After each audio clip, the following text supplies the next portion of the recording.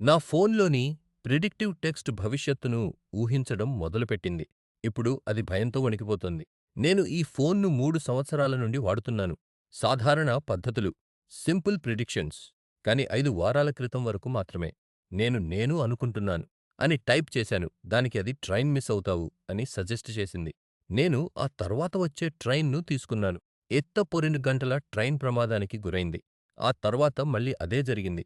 నా స్నేహితుడు జేక్ వేరే ఊరికి వెళ్తున్నాడని జేక్ నాకు చెప్పకముందే నా ఫోన్ చెప్పింది. నేను దానిని పరీక్షించడం మొదలుపెట్టాను. ప్రతిరోజు ఉదయం ఈరోజు అని టైప్ చేసి అది పూర్తి చేసే వరకు వేచి చూసేవాడిని. అది నా పోగొట్టుకున్న తాళాలను కనిపెట్టింది. పైపు పగిలిపోయిందని నన్ను హెచ్చరించింది. ఆ తర్వాత దాని స్వరం మారింది. ఫోన్ తనంతట తానుగా టైప్ చేసింది. నీ ఆఫీసు పక్కన ఉన్న పార్కుకు వెళ్ళడం ఆపేయి. ఆ పార్కులో ఏదో ఒకటి నన్ను గమనించిందని అది చెప్పింది.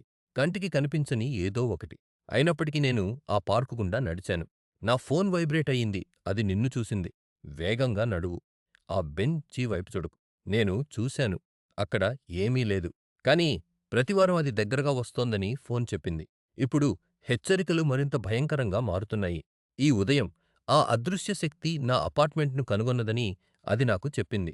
అది 6 గంటలుగా నా తలుపు బయట నిలబడి ఉంది. నా కీబోర్డ్ పదే పదే ప్లీజ్ అని టైప్ చేస్తూనే ఉంది. ఆ తర్వాత చివరి హెచ్చరిక ఇంటికి వెళ్ళొద్దు. ఈసారి నేను దాని మాట వింటున్నాను.